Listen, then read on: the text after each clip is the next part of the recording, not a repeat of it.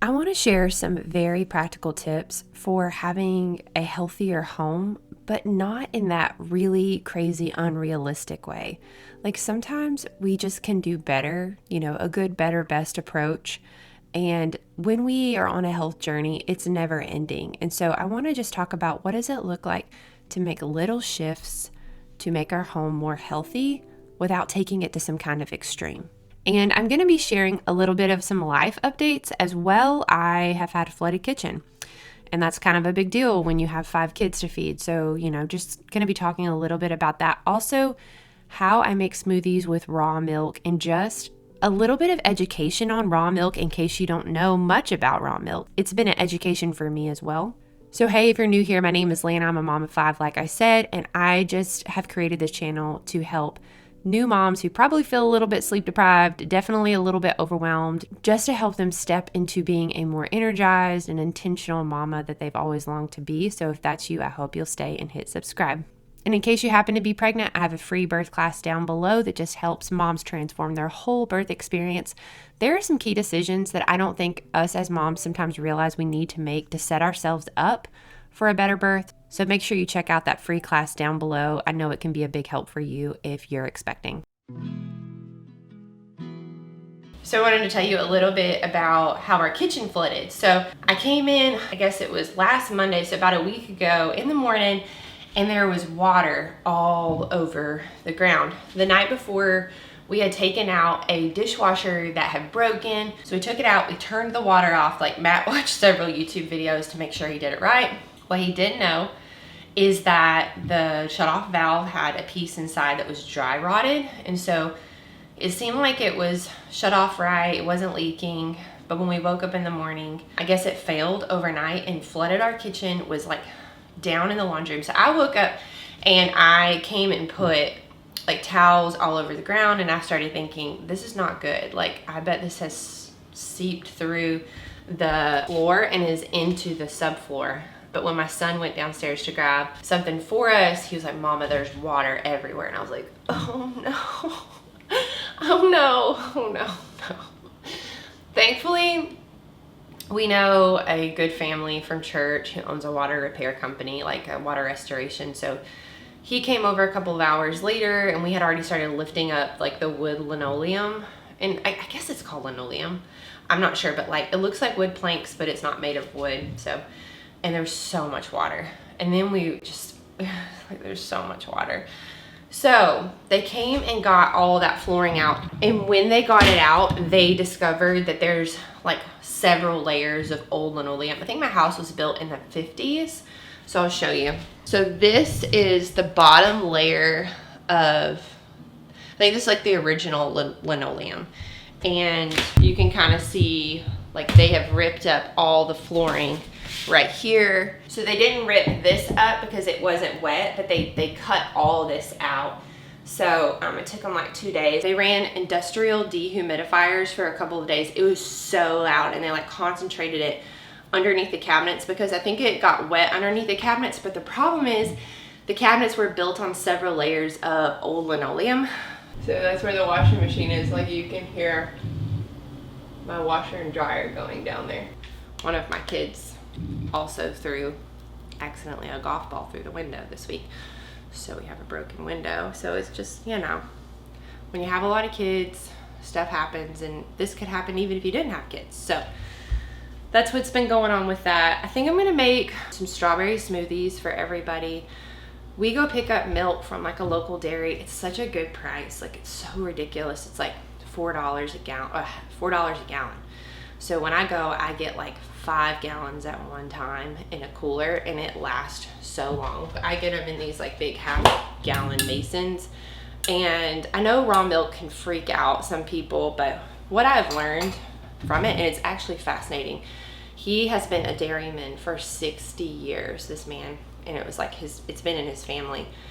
He's never had anybody get sick. It's just all about like how clean the milk is. He like showed me the filter. It's so fascinating. But he explained to me that it doesn't matter when they pasteurize how dirty the milk is, because they just know like if there's feces in it, we're just gonna pasteurize it anyways. Because he explained to me that when they have like 1,000 cows that they're milking, and they have these, I sound really ignorant about it right now, but like these automatic milkers, right? He said they're basically like suction, like vacuums. And so if a cow kicks one off, it just sucks up whatever's on the ground, and then that goes in the tank. But they don't worry about that because they're milking so many cows and they know they're going to pasteurize it. But he does worry about it. And he has maybe like 10 to 12 cows. If he starts looking in the filter and there is anything gross at all in the filter, he dumps the whole tank of milk, like hundreds of dollars of milk. He dumps it all because he's like, I don't drink dirty milk either. I thought that was fascinating. And one thing I've learned about pasteurization too is, and I'm not going to explain this like perfectly, but it's almost like lock and key. Like the milk comes with what our body needs to digest it.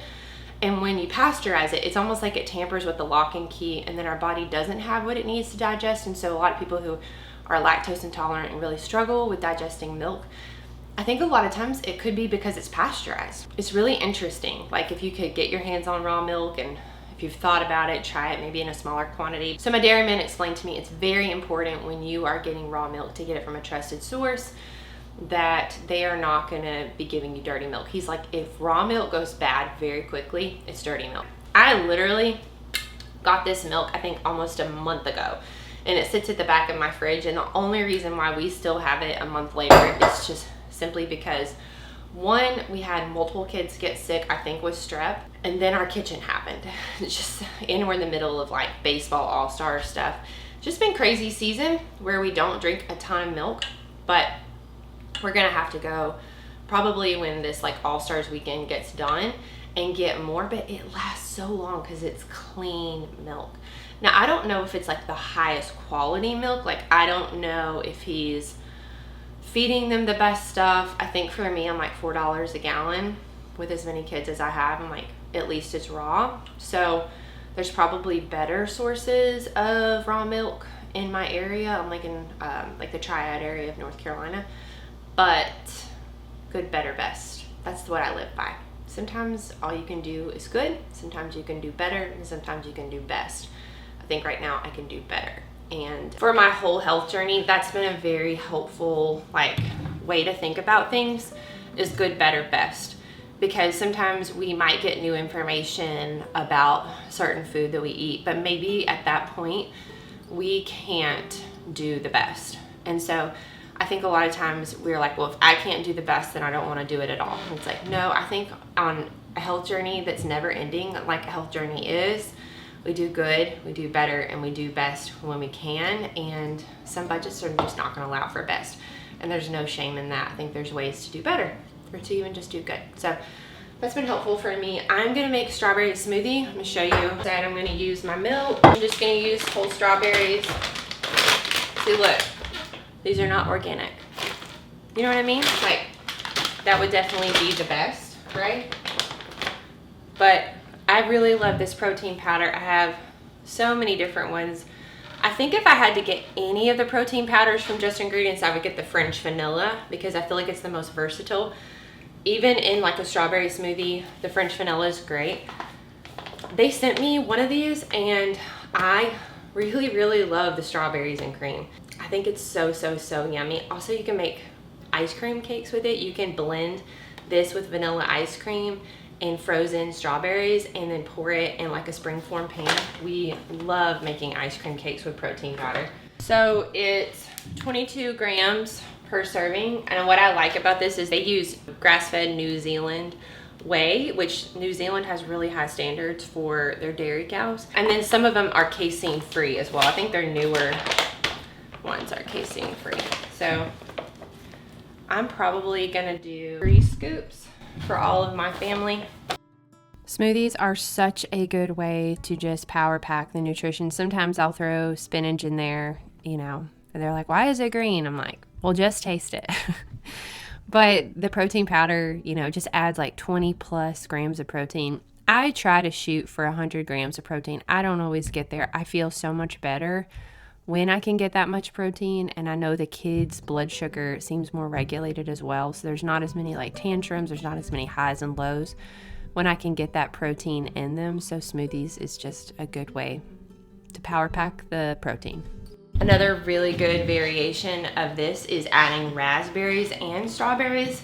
I feel like the tartness of the raspberries is so good with it. When I think about a health journey, I like to think about it not from a place of fear, but more so from a place of just using wisdom and gaining all the knowledge I can. And once I know, okay, this laundry detergent is not good for me, I'm going to make a swap. It's a series of little tiny swaps, just little by little by little, going from good, better to best, getting the fragrances out of our home, cleaning up the air that we breathe in our home, thinking of it less as a destination and less from a place of fear and more of just like, I'm going to try to learn all I can, do what I can. I just remembered that before I go get ready myself, I'm actually going to throw a pork loin in the crock pot. That's one of my favorite mom hacks, is try to start dinner after breakfast, whether it's marinating meat, pulling it out to thaw, getting a game plan in your head. So we're going to have shredded pork tonight. So I'm just going to go ahead and get that going. I've never used the slow cooker function on the Instapot, but instead of freezing half, because we really need to eat it, with all this chaos going on in our kitchen, like I'm afraid it's about to go bad. So I'm just gonna try to do both of them at the same time and be okay with how one of them turns out and just freeze the other half. I think that's the other thing, is like when you can double and freeze, oh man, it makes your life so much easier. So I'm gonna do that now. While staying with my grandmother, who had 4 children, one thing I realized that she did that was so wise is after she made breakfast for us, we cleaned up, she would just get some soup going. She would just get something going for dinner and she would just start it. She wouldn't maybe start it and finish it. She'd just get it going. Maybe she'd thaw out some meat. Like I said, she'd start chopping a couple of veggies for soup. She'd start boiling some chicken to make broth. And that is just something that stuck with me is, okay, if she gets dinner kind of going, she has more time throughout the day. She knows the plan. She's not stressing at 4 p.m. What are we going to eat tonight? So like I said, this is one of my favorite hacks to impart to new moms, because our energy can wane as the day goes on. Sometimes after naps, babies are happy. And then sometimes after naps, they're clingy and they're not happy. And sometimes we're just kind of holding on until our husbands can get home. But it feels so much better to already have a plan for dinner, to already have it going. So this is a great recipe to just throw in the morning. It's just buying a pork loin. This one is from Costco. It's a really inexpensive thing to buy. You can cut it in half, freeze half, or like I'm doing here, you can cook one in the Instapot on the slow cooker function, one in the slow cooker, and then you can shred it with a fork after it slow cooks for about 6 to 8 hours. I think 6 would probably be on high, 8 would be on low. Then you can shred it with a fork, and it basically just makes like a pulled pork that you can put on sandwiches and salads and things like that. But just getting it going in the morning, I just add some spices, a little bit of water, and boom, you have dinner. The recipe for this pulled pork is on girlteachme.com. My website is not completely recipes, but I like to mix in some recipes that I know have been really helpful for me and can be helpful for you. So before I go and get ready for the day, I am going down to the little in-home gym that my husband and I put together about a year ago. We really wanted a space that we could use, but also my husband is a physical therapist, so he actually is running a small in-home gym that we have people come to a couple times a week. And that's been so fun, but it's been a real blessing to me to have a spot to go and just work out. It's so fun for me that the girls can work out with me and they can see what I'm doing and be with me. Just makes it so much easier as a mom. I really remember seeing my mom do just videotapes at home, like Tybo and things like that. And it always was such a good example to me to see my mom taking care of her body. Nobody else could do that for her. And it just gave her so much energy. For me personally, it's such an energy giver. It helps me fight mom depression like no other, just getting those feel-good hormones going. So I love just to get down here. I'm currently just really working on my posture. I've got an ankle injury I'm trying to recover from, so just doing some PT for that. Just trying to stay strong, trying to work on pull-ups and things like that, and keep muscle. Muscle, it just also helps you just burn calories. I mean, having muscle on you is a energy giver. So trying to keep my muscle up is really important for me as a mom. But I love having my girls with me and just even them getting beside me and me getting to teach them how to do a push-up or how to do this or that. They're working on their pull-ups, assisted pull-ups, but it's just a big rock for me to try to move my body in some way every day. I think the good, better, best approach goes for working out too. Like some days the best I can do is load the kids up and go for a quick walk. I try to go for a walk sometimes in the morning by myself, just like when it's really quiet, listen to the birds. I even sometimes take my cup of coffee on the walk with me, but sometimes I can't do that. We'll load up. Sometimes it's an absolute disaster, but you know what? I try to move my body. And I really just want to encourage you too. Like, I don't think you need an in-home gym. Just getting a couple pieces of equipment like a kettlebell or some bands or things like that can make such a difference just to help you get your body moving, get your heart rate up. But even just Tabata or something called an EMOM, every minute on the minute, changing the exercise every minute can be so helpful to get your body moving. The other healthy habit that I've really tried to implement, I do not do this perfectly every day, but I get so much more done and I feel so much better when I can just put myself together. There's just a self-respect piece to this. Also, I feel like it's a great example for my girls to see them trying to take care of my hair, trying to put on real clothes. My kids notice, my girls will say, "Mommy, you look so pretty." My boys will say, wow, you look good, Mom. And it just gives me a certain confidence that if somebody stops by the house or I need to go run an errand, I'm not trying to hide in public. And so I don't think we have to put on tons of makeup or we have to put on super fancy clothes, but we know when we just look a little better than we did. So just trying to, even just 10 minutes, I call it 10 minutes of self-respect, can go such a long way for having a more energized day. I put myself together. I probably did more makeup than I normally would for just around the house day, but I needed to curl my hair because honestly I washed it the other night and then just lost steam and put it in a braid. So one way I can kind of recover it is to just take the curling iron almost all the way to the end and then just curl a little bit and then not curl the ends. And that's the way I can kind of bounce it back, but it'll still always be a little bit frizzy. So one video that's probably come out by now on this channel, or it's about to, is how I've been off of Instagram for a year. Even like being a business owner, being off Instagram, it's been so interesting. I feel like a lot of women especially, and also business owners, feel stuck in this cycle with Instagram, that they kind of have this love-hate relationship with it. I know I definitely did. It feels like this like gerbil wheel, and I just realized I have like a baby rubber band on my finger from doing the girl's hair, but it just feels like you're stuck in this cycle of, I don't want to be on it, I don't like scrolling, I don't like wasting my time, but then you feel drawn to it again.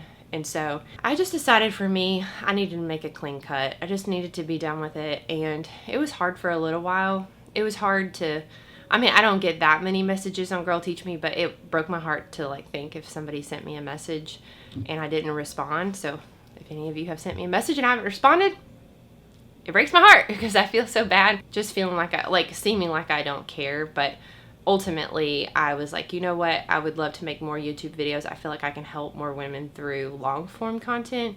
I'd love to send out a weekly email, and I just can't do that and also do Instagram. And I didn't want my kids to remember me with a phone in my face scrolling all the time, or a phone in my face talking to a phone. I'd so much rather just like make videos at nap time on a camera. So that was just me personally, but I feel like it's helped me a ton with comparison. I didn't realize I was struggling with comparison so much until I disconnected from it. I didn't realize I was struggling with almost like anger transference with the kids. Like I'd see something that at least elicited a lot of emotion, like something hard to see or something like controversial with mothering, and it would make me doubt my mothering. Or I would get off of scrolling and just feel like jarred by what I had just seen. And then I'm like having to deal with real life, and real life might be hard too because, I have 5 small kids. So I don't know if you can relate to any of that, but if you can, I hope you'll look out for the video or go watch it if it's already up. And maybe it'll just give you some thoughts, not to convince you to quit Instagram if you're thinking about it, but just to give you some food for thought. Because I think sometimes, and I know C.S. Lewis talks about this in his books, but you know, he says like beware of what 90% of culture is doing, because we may look back in history and think, wow, that was kind of crazy. And that's how I feel sometimes like it is with Instagram, is it's just so normalized, or Facebook, it's so normalized to just put like so much of our life on Instagram. And I guess you could say the same thing's true for YouTube, but just like moment to moment, and seeing all of our life through like, okay, this is content, or oh, the kids look cute, let's put this picture on Instagram. It's just like I wanted to get my life back and be more present where I was and be all in where I was. So I share more in-depth thoughts, but I think it's been good for me at this point in motherhood to just take a step back from that and to just delete it. Then that's a whole nother thing, but I quit my smartphone so it wouldn't even be a temptation at all. So I've been off a smartphone for almost like 7 months. There's more to talk about with that. My light phone died in my cup holder when my cup holder overflowed with water, and then I tried to get a Wise phone. This is a Wise phone right here. I think it's dead, but the carrier wouldn't work. So truth be told, I have not had a phone for like 2 months, and I've been using my computer. So you might be like, Lana, you're crazy. I'm not listening to a word you have to say. That's fair too. So just still trying to figure it out. I think I'm still going to try to get the Wise phone to work, because I have enjoyed not having a smartphone. I've just enjoyed simple tools, using my computer for what I can use my computer for, my GPS for what I can use my GPS for, and just keeping things more separate and simple. But I have been more disconnected from my friends and from the world. But I've been more connected here at home, more available here at home. This season of my life, I feel like that's what's most important, because I don't work outside of the home, so there's nobody who like needs me instantaneously with my phone, except my husband. That causes some tension. But yeah, so it's just been a journey, still trying to figure it out. I think like I have some friends who've just done a flip phone. I've done that in years past. Not sure I want to go back to the flip phone. I still like some conveniences. Like the Wise phone was nice. Like I never really got it going, but I could see all the features. My friend gave it to me, so I didn't pay for it, but you could still take pictures, you could still use directions, you could still use music, podcast, but just none of that distracting stuff. So no internet search and things like that. So this is all I have for today. Just took you with me as I made coffee, showed you my broken floors, made smoothies, got dinner going. And I think I'm gonna clean the rest of the day. My mother-in-law and my father-in-law are on their way here now. We're doing All-Stars baseball this weekend, so gotta go get my house ready for that. So if you want a video to watch after this one, like I said, go watch that video of how I quit Instagram for a year. Or you could go watch that Q&A where I talk about some of those topics that are a little more honed in on new motherhood. I know this channel is, I say for new moms, and somebody put in the comments like, it doesn't just help new moms, but I feel like I have the most to offer new moms, because honestly, I'm still trying to figure out, my oldest is almost 11, and I really feel like I have the most to offer a new mom, but I hope it's helpful to any mom, of course, especially just to remind you that what we're all doing as moms is so very important. So I hope you feel encouraged in that journey. Keep going, keep being faithful, keep showing up as best you can for the Lord and for your kids, living for the audience of one. I'm sending so much love, and I'll see you again in the next video. It's so unnecessary dwelling about the past, 'cause I know that God is good, He led me to where I'm at. Sometimes I feel like giving up, you're giving in, but everything happens for a reason. It won't always be blue skies ahead. Sometimes you might need a helping hand, just like iron sharpens iron, making me stronger, calling me higher. When we come together, just like iron sharpens iron, making us stronger, calling us higher. When we're helping each other, we're growing together.